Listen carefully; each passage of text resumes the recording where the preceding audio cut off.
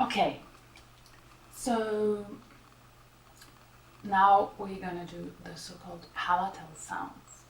They're called palatal consonants in the Devanagari alphabet.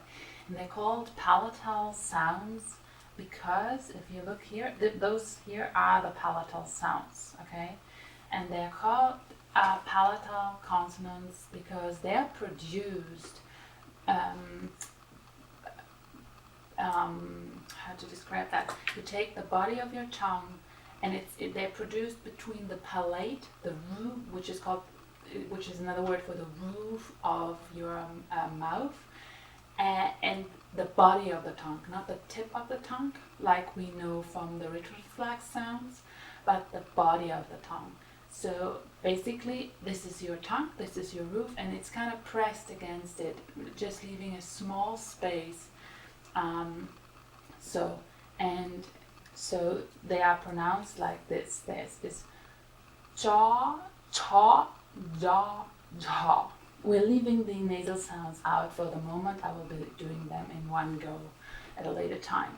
So cha, cha, jaw, jaw. And again, you recognize the same system, or obviously the same system. So the first vertical line are the non-aspirated, non-sounded consonants. Then we get the aspiration, but non-sounding. Now we get the sounding system, and first again without aspiration and then with aspiration. So let's look at the writing of it. So the first, we said the non-sounding and non-aspirated. So this is the jaw. So we have the ta. Then we have the sounded, non-aspirated, which is the da. And then we have the dha, the aspirated sounded, which is probably the most difficult sound to pronounce.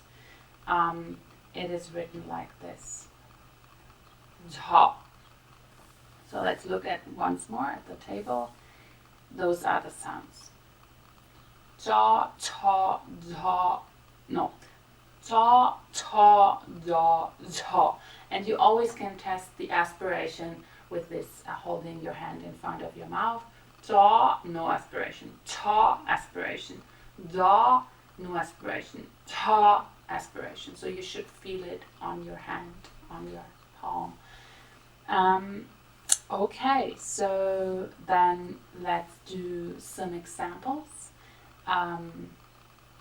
So we start with ta. That would be tar. That's the number, tar. Then ta. We take another number, which is just the letter in and of itself, the syllabic letter, ta, with the inherent a, ta. And then we take da, which would be, a best example would be danu, to go, da, nu, which is not to go.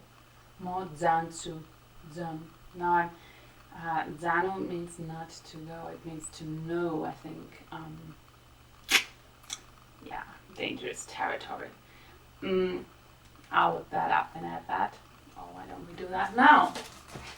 I always confuse those two because they're very similarly written and pronounced, therefore. And Janu, the video is still running. I have to fix that. Don't know yet how though. Janu. Okay, so I was wrong in a wrong way. It actually means to go. So the other Janu is to know, which would be a doubled consonant. And let's look it up. Don't do improper stuff. Janu, double consonant. Jankari, Janu. Yeah, I'm right. So let me teach that for a second. So danu means to go. But if we take danu, you can remember this, you'll be lucky. So we have a double N here. That's the only difference between those two words. And there are different ways of writing this. I teach you the most simplistic one right now. Would look like this. So you only do half the N, which means it's attached to the other consonant. Danu. So basically the nu here, the nu is always the indicator for the infinitive only. So that's not really part of the verb. So the real verb here is da, and here the verb is dan. Okay? And that means to know. And now an example for the last one, which I can't think of. So we do these. This is a bit rarer, so it's not that common. Let's see if we find one that starts. Oh yeah, okay. Something I know.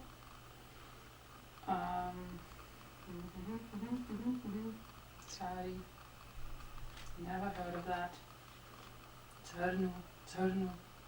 What is turnu? Yeah, that is a little bit embarrassing.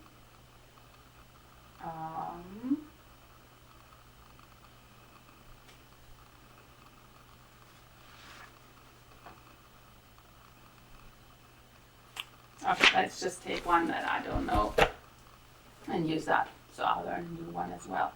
So that would be dharnu.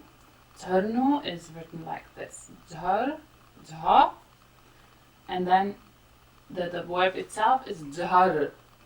But since R and N are linked without a vowel in between, the ra is attached a very different way, which you will learn in another video. Dharnu. So that is the nu, and this little sign here is the sign for the ra. So dharnu apparently means what? To bring down, to degrade, to lower. So, to bring down, so just to bring, oops, no, I'm writing here, down.